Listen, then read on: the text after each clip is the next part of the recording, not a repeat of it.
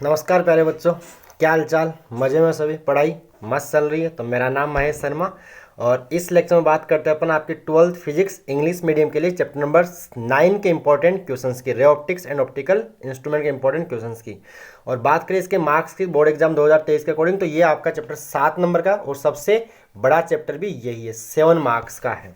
ठीक है, 7 मार्क्स में क्या क्या किस टाइप के सवाल पूछे जाएंगे, तो यहाँ से बोला हुआ है कि एक तो आएगा डायग्राम आएगा 1.5 नंबर का, एक आएगा न्यूमेरिकल 1.5 नंबर का, और एक 4 नंबर का बड़ा सवाल होगा जिसमें आपको और में सवाल भी दूसरा मिलेगा। 3 सवाल यहाँ 1.5 प्लस एक 4 नंबर का बड़ा सवाल। 4 नंबर में भी 1 नंबर की डेफिनेशन, 2 नंबर का डायग्राम, 2 नंबर का डेरिवेशन और 1 नंबर डायग्राम पूछने के लिए बोला हुआ है। तो इसी को ध्यान में रखते हुए मैंने आप कुछ क्वेश्चन यहाँ पे लिए। स्टार्ट करते हैं कुछ क्वेश्चन। तो फर्स्ट क्वेश्चन जो है बोला है मैंने, जो ये तो ब्लूप्रिंट का सवाल मैंने वैसे ले लिया है बोर्ड के एग्जाम का। Show the label diagram of propagation of light in an optical fibre. जो ऑप्टिकल फाइबर में जो लाइट का जो डायग्राम है वो आपको यहाँ पे ड्रॉ कर देना है। इसी के साथ आप एक ग्राफ और कर लेना कि जो प्रिज्म होता है ना, प्रिज्म में एंगल ऑफ इंसिडेंस आई और उसके एंगल ऑफ डेविएशन के जो एंगल ऑफ डेविएशन के जो ग्राफ होता है आई और डेल्टा के बीच का ग्राफ, जो भी कि ऐसा जो ग्राफ है तो वो भी आप साथ में देख लेना। ठीक है, किसके लिए? प्रिज्म के लिए। पहला अगर आप एंगल ऑफ इंसिडेंस को इंक्रीज करोगे तो एंगल ऑफ डेविएशन डिक्रीज होगा, उसके बाद क्या होगा? इंक्रीज होता है। और यहाँ पे क्या होता है? मिनिमम एंगल ऑफ डेविएशन जो आता है, ये वाला ग्राफ भी आप देख लेना। ठीक है, आगे लिए मैंने कुछ न्यूमेरिकल्स, न्यूमेरिकल के लिए बोला हो तो यहाँ से मैंने कुछ न्यूमेरिकल यहाँ पे ले रखे हैं। देखिए यहाँ पे फर्स्ट क्वेश्चन जो लिया है न्यूमेरिकल में, एन ऑब्जेक्ट, आगे डेरिवेशन जो बड़े सवाल है वो भी मैंने ले रखे हैं। पहले न्यूमेरिकल एक बार अपन थोड़ा सा सोल्व कर लेते हैं। अगर आपको न्यूमेरिकल से आते हो तो आप डाउनलोड कर लीजिए पीडीएफ, लिंक आपको डिस्क्रिप्शन बॉक्स में मिल जाएगा। तो क्वेश्चन क्या है यहाँ पे, an object of size 33 centimetre is placed at 30 centimetre in front of a concave mirror of radius of curvature 40 centimetre, find the distance, यानी आपको वी निकालना है, distance of image and size of image from the mirror and describe the nature of the image. यानी ये virtual image होगा, real image होगा, वो भी आपको डिस्क्राइब करना पड़ेगा। तो इसको मैंने नीचे सोल इसके साथ कर रखा, सोली भी। तो ये देखिए यहाँ पे क्या गिवन है आपको हाइट गिवन है, तो H O height of object आओ कितना गिवन है? 3 सेंटीमीटर। ऑब्जेक्ट डिस्टेंस क्या गिवन है आपको? माइनस का 30 centimetre and R radius of curvature minus का 40 सेंटीमीटर गिवन है।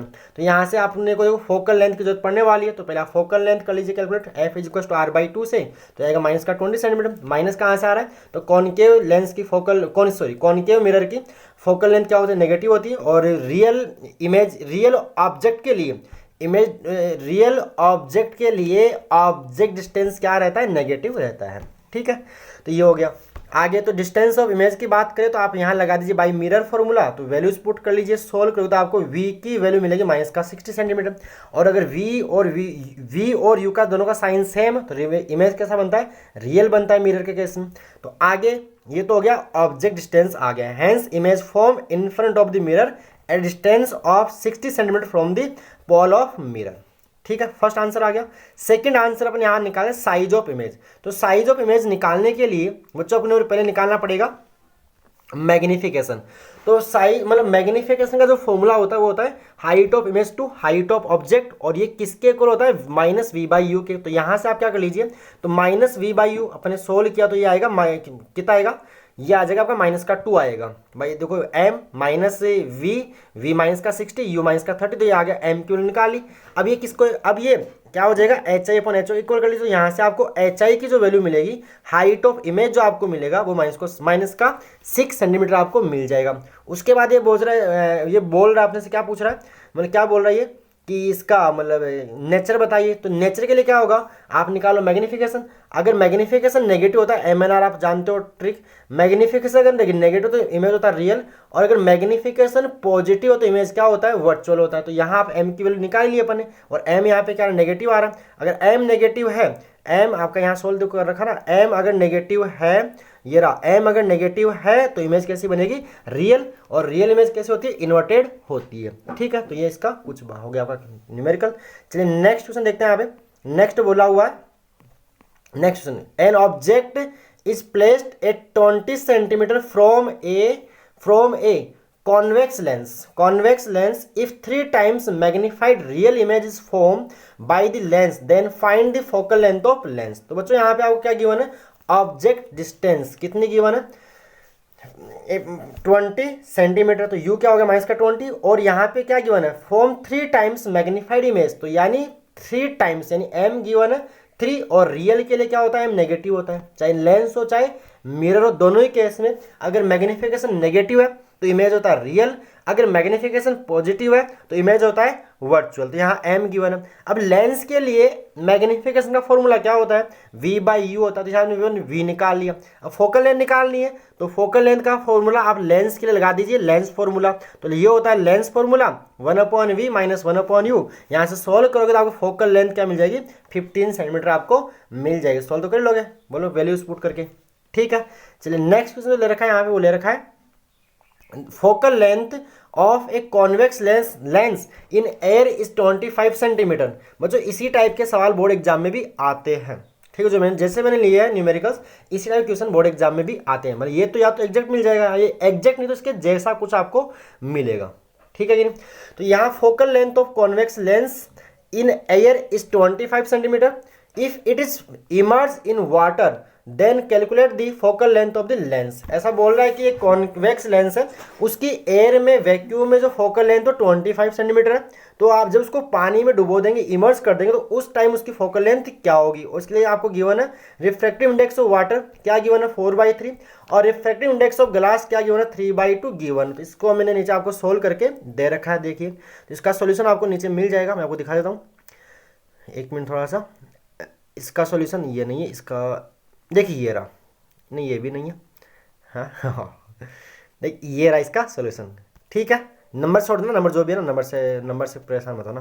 तो यहाँ पे देखिए, अच्छा ये भी नहीं है, ये दूसरा आ गया, ठीक है, वेरी सॉरी, हाँ ये रहा, ठीक है। नंबर छोड़ देना, है ना, नंबर ये दूसरे मैंने कहीं से उठा के लिया ना, दूसरे नोट से लिया है मैंने उठा के। तो फोकल लेंथ एयर क्या गिवन है 25 सेंटीमीटर, तो ये NW गिवन है, NG गिवन, तो आपको लगाना, आपको FW आपको निकालना है, वाटर में फोकल लेंथ आपको निकालनी है। तो आपको यूज करना है लेंस मेकर फॉर्मूला। तो लेंस मेकर फॉर्मूला क्या होता है, ये होता है 1/F = N2/N1 - 1 × 1/R1 - 1/R2 होता है। इसको आप एक बार केस फर्स्ट इन एयर। तो बच्चों देखिए ये जो N2 होता है ना, वो तो होता है refractive index of lens material, और N1 क्या होता है लेंस जिस मीडियम में प्लेस है, जिस मीडियम में रखा हुआ है उस मीडियम का रिफ्रैक्टिव इंडेक्स होता है। तो यहाँ पे इसको मैं लिख रहा हूँ NG/NA। NG is the refractive index of glass, lens glass से बना है, और NA is the refractive index of air which is 1। Air का रिफ्रैक्टिव इंडेक्स हम क्या अज्यूम करते हैं 1 अज्यूम करते हैं, और ये इसकी रेडियस ऑफ कर्वेचर हो जाएगी दोनों सरफेसेस की। तो यहाँ पे आप पुट कर दीजिए, एफ आपको गिवन है ही, एफ आपको दे ही रखा है, ठीक है कि नहीं। तो ये एफ की वैल्यू पुट कर दी और NG की वैल्यू पुट कर दी, एयर के लिए 1 पुट कर दिया, तो ये आपको इक्वेशन फर्स्ट मिला। फिर केस सेकंड वाटर में अगर प्लेस कर दोगे तो यहाँ आएगा NG, और नीचे क्या आएगा, नीचे आएगा NW, नीचे यहाँ पे क्या आएगा N2/N1। तो यहाँ N1 कौन बन जाएगा वाटर, और N2 NG है ही। फिर यहाँ पे NG की वैल्यू पुट की, यानी, और उसके बाद NW की वैल्यू पुट की, तो आपको ये मिल गया। दो इक्वेशन है, इनको सोल्व करना है। आपको R1 R2 नहीं चाहिए तो आप डिवाइड लगा दीजिए। जब इक्वेशन फर्स्ट को इक्वेशन सेकंड से आप डिवाइड कर दोगे तो आपको मतलब दोनों इक्वेशन को सोल्व करके आपको FW की वैल्यू निकालनी है, तो आपको ये FW मिलेगा 100 सेंटीमीटर रहेगी वाटर के अंदर। बोलो क्लियर है। चलिए आगे बात करते हैं नेक्स्ट न्यूमेरिकल।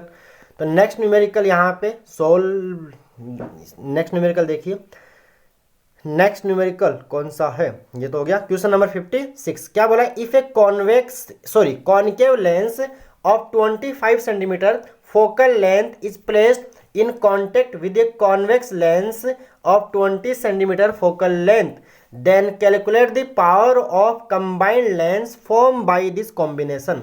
तो बच्चों आपको यहाँ यूज करना है कॉम्बिनेशन ऑफ लेंसेज में जो फॉर्मूला आता है फोकल लेंथ का, क्या आता था 1/F = 1/F1 प्लस 1/F2 आता था।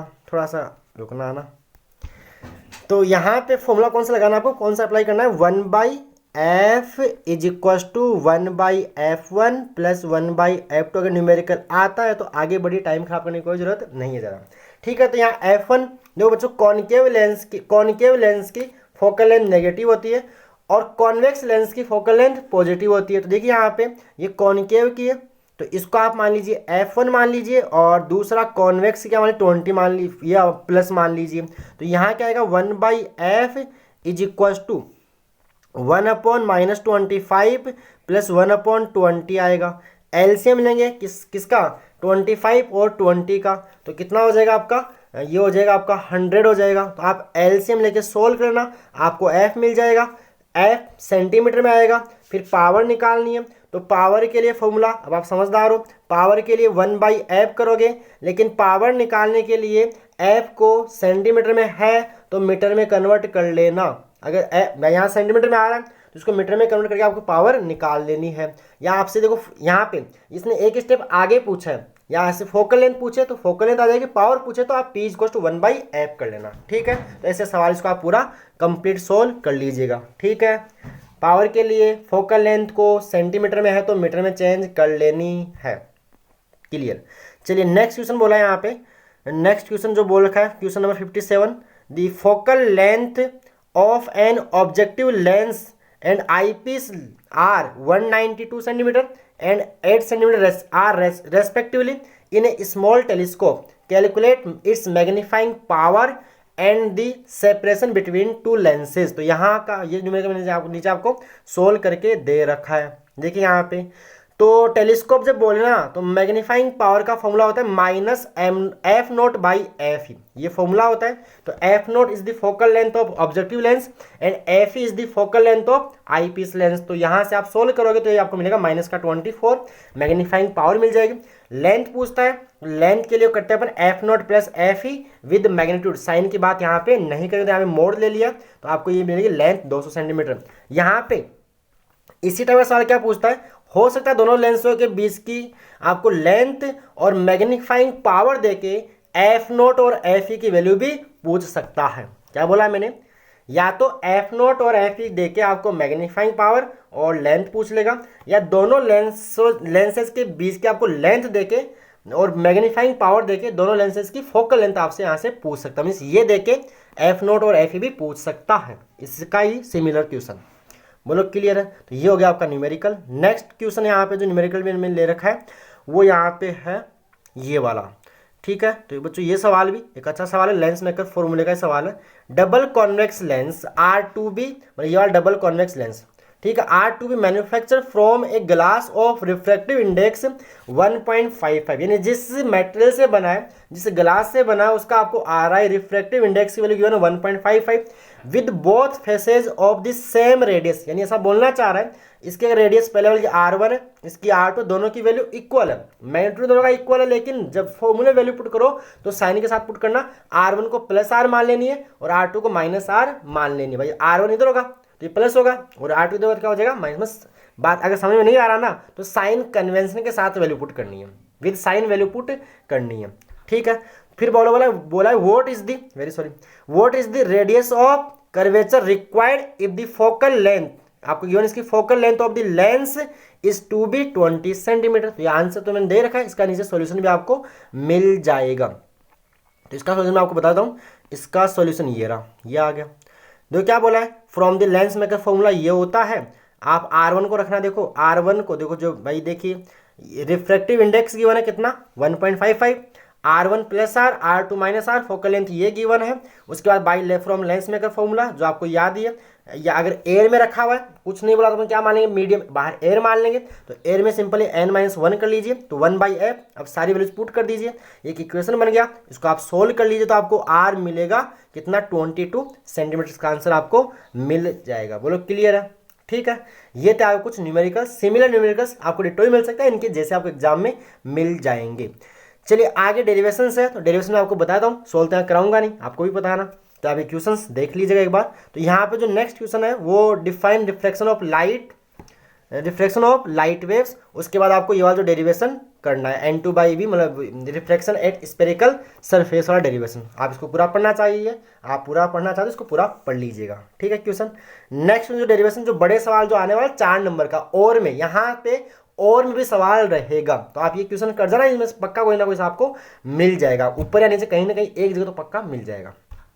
नेक्स्ट क्वेश्चन कौन सा आपका, इसके साथ आपको TIR को डिफाइन कर लेना है, जो टोटल इंटरनल रिफ्लेक्शन की डेफिनेशन, जितने भी डेफिनेशन आप इनको याद कर लीजिएगा।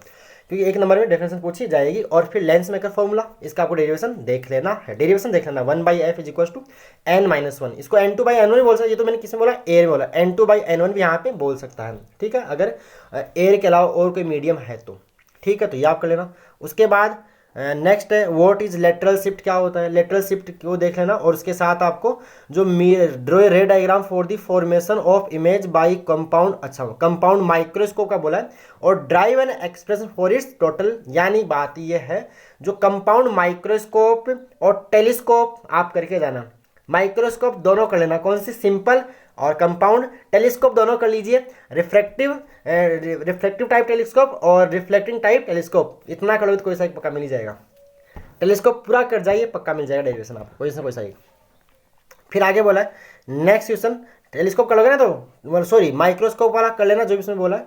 आगे देखिए नेक्स्ट बोला है draw a label ray diagram of refractive क्या बोला है, refractive type telescope, refractive telescope बोला, refractive telescope derive an expression of magnifying power of it write two main limitations of reflecting type telescope over a reflecting type telescope, यानी इसकी आपको दो limitations की दो कमियां आपको बतानी है, किसकी, रिफ्लेक्टिंग टेलीस्कोप की, किसके कंपैरिजन में, रिफ्लेक्टिंग टाइप टेलीस्कोप के कंपैरिजन में, जो भी आपका स्पेरिकल एब्रिएशन और जो आपका क्रोमेटिक एब्रेशन का जो डिफेक्ट वो वगैरह, ये लेंस को मैन्युफैक्चर करना डिफिकल्ट होता है, ये लेंस कॉस्टली पड़ता है, ये बातें आप इसमें लिख देनी है आपको। और बाकी फॉर्मूला डेरिवेशन आप देख ही लोगे और डायग्राम देख ही लोगे। उसके बाद पावर ऑफ लेंस को डिफाइन कर लेना नेक्स्ट, और उसके साथ जो प्रिज्म के लिए रिफ्रैक्टिव इंडेक्स का जो फॉर्मूला था ये वाला आप डेरिवेशन देख लेना। और आगे बोला है एक इसमें क्वेश्चन और कर जाना आप बच्चों, जो मिरर इक्वेशन है ना, मिरर फॉर्मूले का डेरिवेशन, मिरर फॉर्मूले का डेरिवेशन भी कर जाना, देख लेना एक बार, है ना। और साथ साथ में सिंपल जो माइक्रोस्कोप है उसको भी एक बार देख जाना, मैंने यहाँ लिखे नहीं, आप देख जाना, मिरर इक्वेशन का डेरिवेशन, मिरर फॉर्मूला का डेरिवेशन और सिंपल माइक्रोस्कोप का डेरिवेशन भी इसमें देख लेना, आपको पक्का इनमें से कोई ना कोई डेरिवेशन तो पक्का मिल जाएगा। ये थे आपके चैप्टर नंबर 9 के इंपॉर्टेंट क्वेश्चन, एक बड़ा चैप्टर है, 7 मार्क्स का है और ऐसे सवाल इससे आएंगे। और अगर आपको ज़्यादा करना है कि मान लीजिए अगर पेपर आपका, मैं हर वीडियो में बात बोल रहा हूँ कि मान लीजिए पेपर अगर ब्लूप्रिंट के अकॉर्डिंग नहीं भी आता है तो आप पुराने PYQs कर जाइए। आप बोलोगे सर पैटर्न चेंज हो गया, पहले तो ऑब्जेक्टिव आते नहीं थे अब ऑब्जेक्टिव आ रहे, तो इसका आंसर ये है बच्चों कि पहले भी 1 नंबर के 1 मार्क्स से सवाल आते थे, तो 1 मार्क्स के क्वेश्चन को ऑब्जेक्टिव में कन्वर्ट किया जा सकता है इजीली। तो आप PYQs करके जाइए, अकॉर्डिंग टू सिलेबस करके जाइए, जो टॉपिक इस बार सिलेबस में नहीं है पुराने PYQs में वो क्वेश्चन है तो उसको आप हटा दीजिए, कोई दिक्कत नहीं, PYQs करिए लेकिन अकॉर्डिंग टू सिलेबस कीजिए। अगर टाइम आपके पास है कर सकते हो तो, और नहीं कर सकते तो आप ये क्वेश्चन तो करके ही जाना, आपको अच्छे नंबर इनसे भी क्यों मिलेंगे। मैं ये तो नहीं बोलूँगा आपको 100 इसमें से आ सकते हैं, लेकिन आप श्योर है कि आपको 85-90 प्लस भी ये नंबर ये पेपर में आपको दिलवा देंगे, ठीक है भाई। भगवान तो हम भी नहीं है, थोड़ा जो भाई जो मैंने को ज़्यादा ध्यान दिया ब्लू प्रिंट के ऊपर, भाई जो बोर्ड ने 2023 का जो ब्लू प्रिंट दिया ना उसके अकॉर्डिंग मैं बातें कर रहा हूँ।